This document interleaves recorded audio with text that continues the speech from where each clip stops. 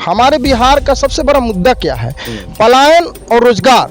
चाचा मानसिक बीमार हो गए हैं। अच्छा, तो अगर बीमार नहीं होते तो भली भांति जानते हैं, स्टेज पर देख रहे हैं, ये सब कहने की चीज़ नहीं है, पूरा जनता जानती है। लोकतांत्रिक व्यवस्था में नेता के पास जिगरा चाहिए, दिल चाहिए, गरीब के लिए कुछ करने के लिए, युवाओं के लिए कुछ करने के लिए सहज नेता चाहिए। डबल इंजन की सरकार है।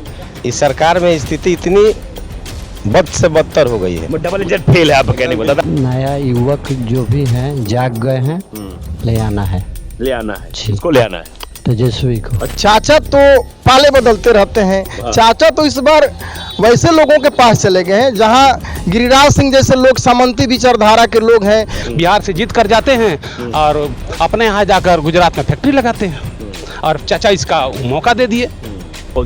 हम तो 2002 में किए हैं। कितने परसेंट रहे? हमारा 68% रहा था। आपको याद है तो डिप्टी सीएम को नहीं याद है? अरे सब याद है, आप किए होंगे तब तो याद होगा। जो अपने पत्नी का सम्मान नहीं दिए वो दूसरी की माँ बनकर क्या सम्मान देगा?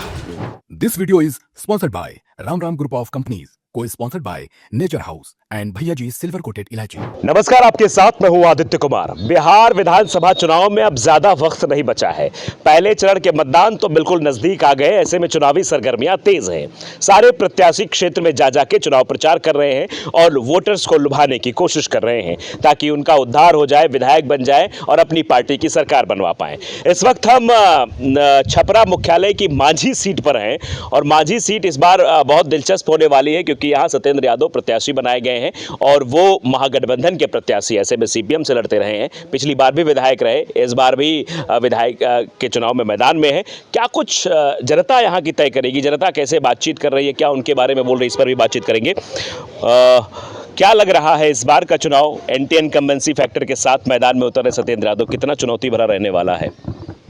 यहाँ एंटी इनकम्बेंसी फैक्टर नहीं है। अच्छा, इसलिए नहीं है कि यहाँ के जो विधायक हैं पूर्व में 5 सालों तक यहाँ के विधायक जब रहे तो आम जनता के लिए सुलभ सहज उपलब्ध होते थे। जहाँ बुलाओ वहाँ जाना, जब चाहो तब मिलो। तो ये इस बार एंटी इनकम्बेंसी फैक्टर इस क्षेत्र में नहीं है। अच्छा, मतलब विधायक थे, विधायक तरह काम करते थे। मतलब जो जनप्रतिनिधि की वास्तविक परिभाषा है कि जनप्रतिनिधि चुनाव जीत के जाए तो जनता के बीच रहे, ये सब किया है। आपको क्या लगता है कि मतलब क्योंकि हम इस समय ये मुख्यालय में हैं और यहाँ तमाम तरीके के उम्मीदवार हैं, तमाम तरीके की बातें हैं, बिहार इलेक्शन को आप पूरी तरीके से कैसे देख रहे हैं? अगर आपको बिहार का देखा जाए तो बिहार में इस बार क्या होगा? बिहार में इस बार बदलाव के मूड में है। यह चुनाव जो है बिहार का पूरे देश को एक मैसेज देगा। अच्छा, इस बात में मैसेज देगा, इस महीने में मैसेज देगा, क्योंकि यहाँ पर जो स्थिति है, हमारे बिहार का सबसे बड़ा मुद्दा क्या है? पलायन और रोजगार। क्योंकि हमारे यहाँ कोई इंडस्ट्रीज नहीं है, कोई रोजगार क्रिएट नहीं किया जाता है, कोई रोजगार का सृजन नहीं है, इसलिए यहाँ के लोग पलायन करते हैं, दूसरे राज्यों में जाते हैं, काम करते हैं। तेजस्वी ने कहा महागठबंधन की जब सरकार बनेगी तो यहाँ यहीं पर लोगों के लिए, युवाओं के लिए रोजगार का सृजन किया जाएगा। तो इस आधार पर पलायन रुकेगा यहाँ से। अच्छा, पलायन बहुत बड़ा मुद्दा है और यही मुद्दा तो जनसुराज भी लेकर चल रही है। पलायन के मुद्दे पर जनसुराज पे लोग भरोसा करें, काहे तेजस्वी भरोसा करें? जनसुराज जो पूरे बिहार में आया है तो वो तो लोग जान रहे हैं ना कि वो कारपोरेट सेक्टर के लिए काम करते हैं। उनका तो काम है मुनाफा कमाना, लोगों के स्लोगन लिखना। जनता इस बार उन पर भरोसा नहीं कर रही है। अच्छा, जांची परखी 17 महीने में जब तेजस्वी यादव उप मुख्यमंत्री थे तो उन्होंने रोजगार का सृजन करके यहाँ के नौजवानों को रोजगार दिया। ये एक ब्लूप्रिंट है और एक मैसेज है। इसलिए युवा इस बार उत्साहित हैं कि तेजस्वी यादव को मुख्यमंत्री बनाएंगे और महागठबंधन के जहाँ जहाँ सीटों पर उम्मीदवार खड़े हैं उनको वोट करेंगे। बिना चाचा के समर्थन कैसे बन जाएंगे? अब तो कह रहे चाचा थे, पिछली बार तो बन गए थे, अब तो चाचा मतलब वो भी उप मुख्यमंत्री बने, सरकार बनी थी। बिना चाचा कैसे बनेंगे इस बार? चाचा तो पाले बदलते रहते हैं। चाचा तो इस बार वैसे लोगों के पास चले गए हैं जहां गिरिराज सिंह जैसे लोग सामंती विचारधारा के लोग हैं। मंदिर मुद्दा है उनके पास, मुसलमान मुद्दा है, जितना एम वाला मुद्दा है वो शुरू कर देंगे। तो आप ये कहना चाह रजिया गुंडों में फंस गई?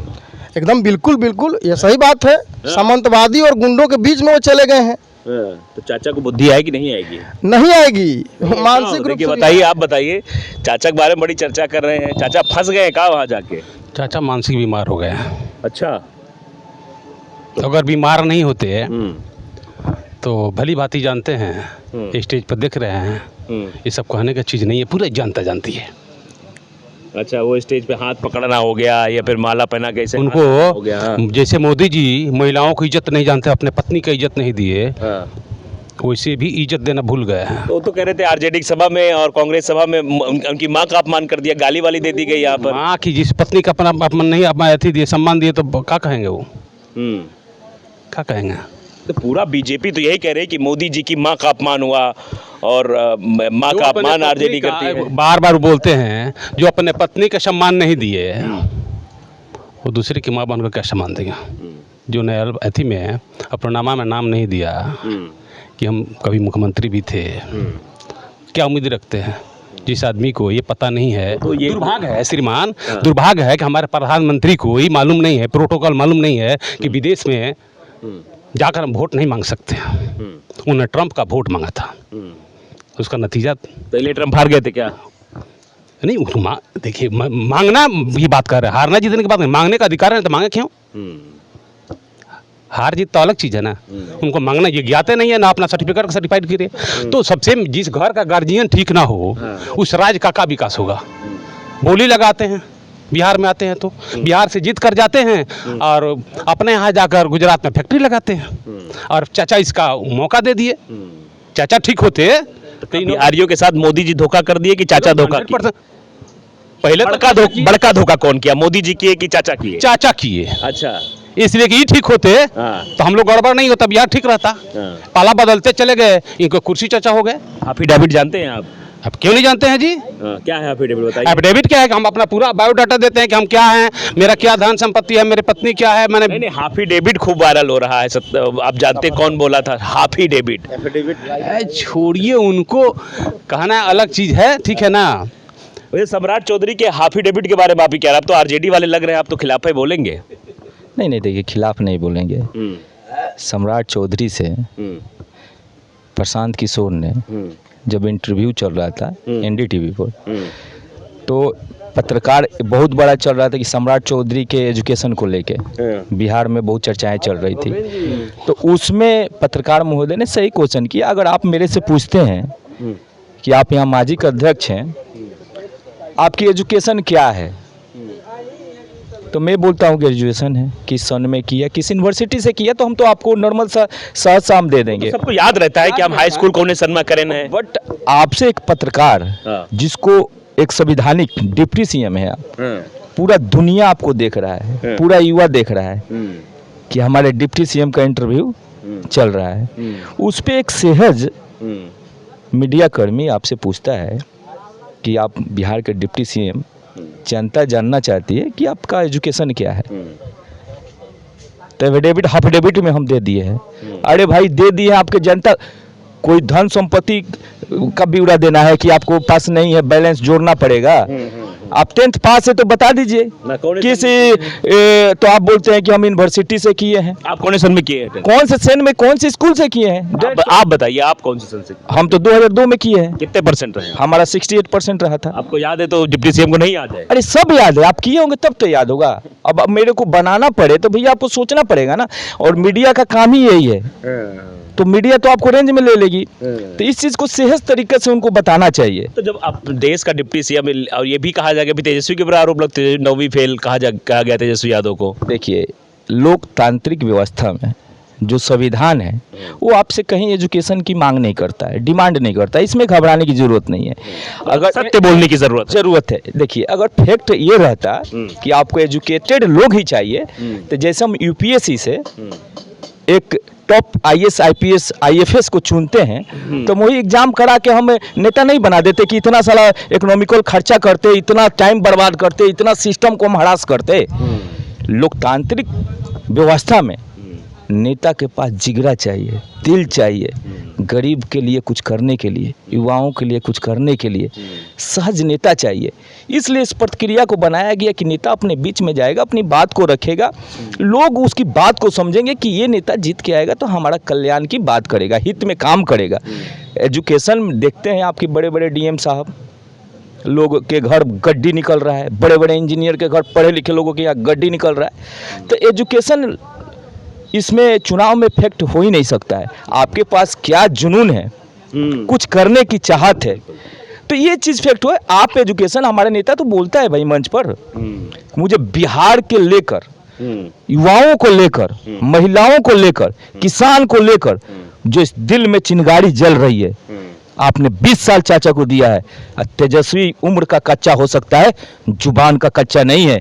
आप हमको 20 महीना दीजिए, अगर तेजस्वी आपके कहे हुए बातों पर खड़ा नहीं उतरा तो इसको भी उखाड़ कर फेंकने का काम कीजिएगा। हमारा मंच से हमारा नेता बोल रहा है। मैं डायलॉग मोदी जी वाला कॉपी कर लिए। मोदी जी भी जब 2014 के इलेक्शन में वोट मांग रहे तो यही कह रहे थे कि आपने 60 साल दिए, मुझे 6 महीने दीजिए, मैं बदल दूंगा। और वही हाल आप 20 महीने में कह रहे हैं। देखिए 20 के चुनाव में हमारे चले जाइए, हमारे नेता जो प्रॉमिस किए थे जनता के बीच में कि जब हम आएंगे तो सबसे बड़ी लड़ाई है हमारे युवाओं को लेकर। जो युवाओं को एस्पायर सरकार पटना में जो युवा अधिकार मांगने जाते हैं, ये हमारे वोट से जीत के गई सरकार, आपकी आंखों में आंसू आ जाते हैं उस दिन को आप देखिएगा भाई। तो हमारे आपके भाई बहन जाते हैं पटना में, उनको बेदर्दी से लाठी से पिटवाया जाता है। जो प्रशासन समाज के न्याय के हित में काम करने के लिए है, उसे इसी जनता पर अन्याय कराया जाता है। हमारे वही नेता जब 20 में मंच पर चढ़ते थे तो बोलते थे कि इन युवाओं के लिए पहला तेजस्वी काम करेगा, 10 लाख नौकरी देने का काम करेगा।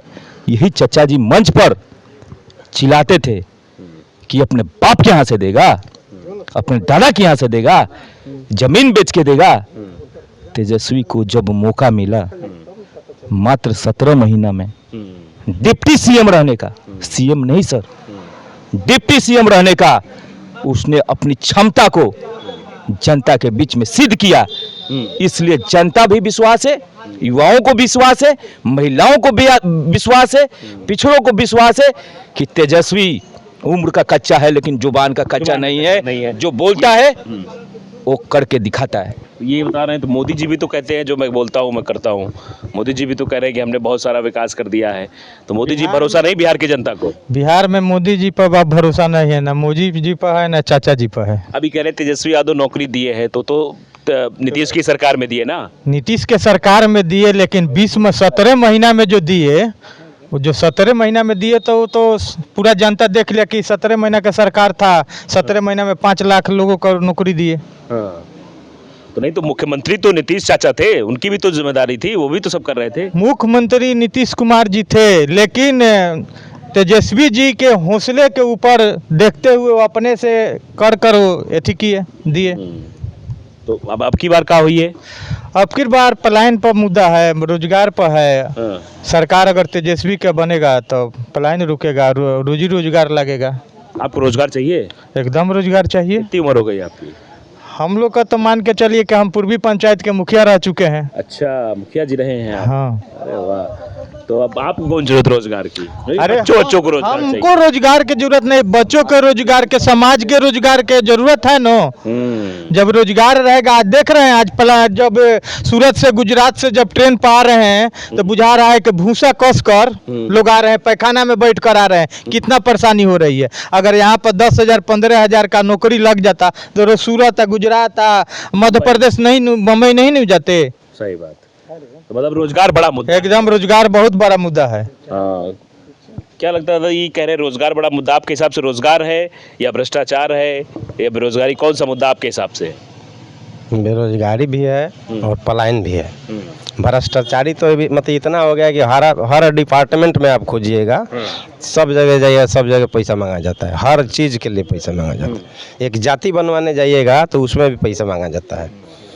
वैसी स्थिति है बिहार की। बिहार की स्थिति बहुत ठीक नहीं, खास करके इस सरकार में, खास करके ये जो डबल इंजन की सरकार है, इस सरकार में स्थिति इतनी बद से बदतर हो गई है। डबल इंजन फेल है, आप कहने को दादा कह रहे डबल इंजन। ये युवा साथी का भैया ये तो कह रहे डबल इंजन फेल हो गया है, ऐसा है का? बिहार में महागठबंधन का सरकार बनेगा। मतलब आप ये कह रहे हो कि ये इंजन फेल है, डबल इंजन? सब नया युवक जो भी हैं जाग गए हैं, ले आना है। ले आना है, इसको ले आना है। तेजस्वी को। अच्छा, जी, कहे चाचा भरोसा नहीं है? यहाँ बेरोजगारी है, कंपनी नहीं है, जाइए चीनी मिल नहीं अथी हुआ, सब लोग जा रहे हैं बाहर। बाहर की तो समस्या है, ये बाहर की समस्या बहुत जटिल है और यही सबसे बड़ा है। क्या हुआ? चाचा का पॉलिटिकल लाइन डेड कर दिया है बीजेपी। मतलब अब राजनीति समाप्त होने वाली चाचा की, ऐसा कह रहे डेड हो गई, मतलब अब जीवंत नहीं हो पाएंगे। वैसे क्या होने वाला है बिहार की जनता तय करेगी, लेकिन जो यहाँ मांझी सीट पर जो माहौल दिखाई दे रहा है वो आरजेडी का दिखाई दे रहा है। क्या कुछ होगा ये वक्त बताएगा। तो खबर चौक की चौपाल में जब हमने लोगों से बातचीत करने की कोशिश की तो लब्बो लबाब तो अभी ये तेजस्वी की तरफ मूव करता हुआ दिखाई दे रहा है। क्या होगा क्या पता, वोटिंग के दिन मूड बदल जाए या क्या होगा, ये 14 नवंबर को स्पष्ट हो जाएगा कि किसकी सरकार बिहार में बनने वाली है। नमस्कार।